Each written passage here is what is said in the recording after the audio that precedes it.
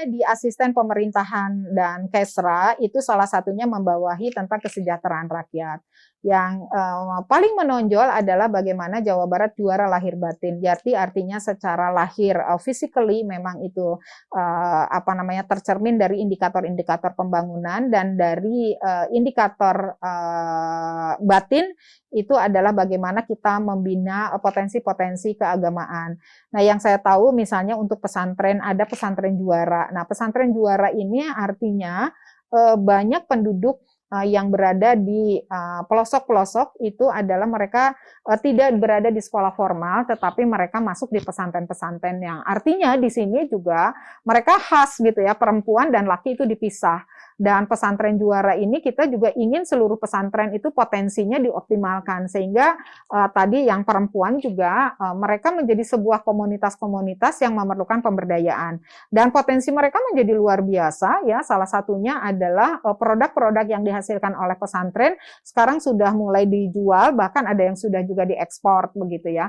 Jadi artinya gitu, potensi-potensi terkait dengan keputusan, pengambilan keputusan agar mereka lebih berdaya, agar mereka lebih percaya diri, agar mereka juga lebih bisa memberikan kontribusi di dalam pembangunan, itu adalah juga memerlukan pembinaan-pembinaan, baik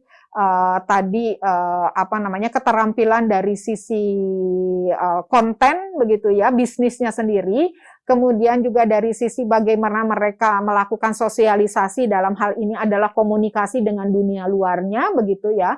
Kemudian juga bagaimana mereka juga bisa memutuskan di dalam pemasaran-pemasaran, dan bagaimana mereka juga bisa memutuskan produk apa yang memang ini layak untuk bisa misalnya dijual ke ekspor dan sebagainya. Nah, ini menurut saya luar biasa begitu potensi-potensi ini, dan adalah keberadaan kita untuk tadi melakukan pembinaan-pembinaan dan pemberdayaan. Ya, kadang-kadang satu perempuan itu yang pertama merasa tidak cukup pandai untuk bernegosiasi, terutama adalah dengan kelompok laki-laki yang kadang-kadang mereka punya tekanan-tekanan suara begitu ya, atau apa gitu. Jadi kadang-kadang mereka memilih itu. Kedua, atau juga mereka tidak cukup pede karena tadi soal pendidikan begitu ya.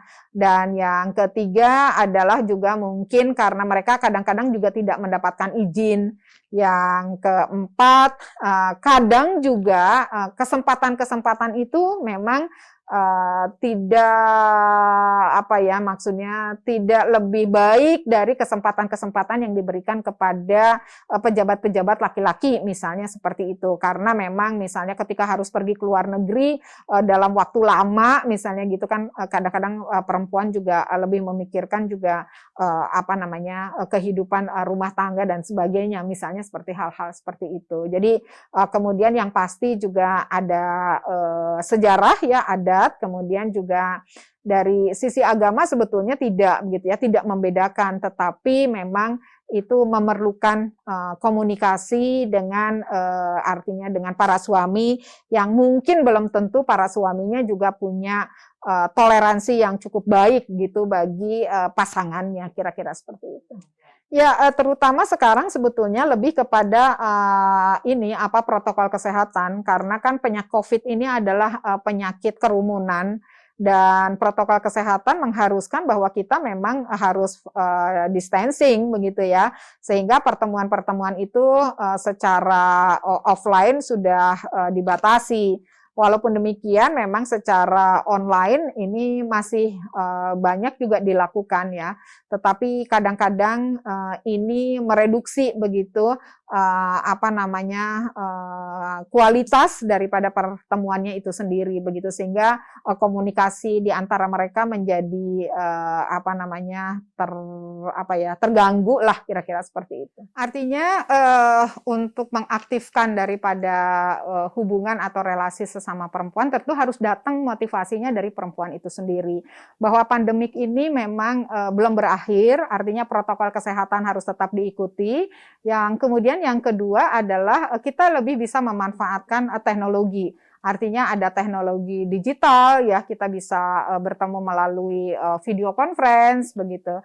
Dan yang pastinya juga model-model pertemuan itu harus terstruktur dengan baik, tersiapkan dengan baik, sehingga kita bisa lebih memanfaatkan waktu dengan sebaik-baiknya, dan yang pastinya juga kita saling memberikan support bagaimana agar perempuan-perempuan ini tetap bisa berkomunikasi dengan baik, tetap bersemangat begitu ya, banyak cara-caranya begitu ya, dan saya pikir kita semua memang harus terus semangat agar kita memang bisa menang melawan pandemi COVID-19 ini.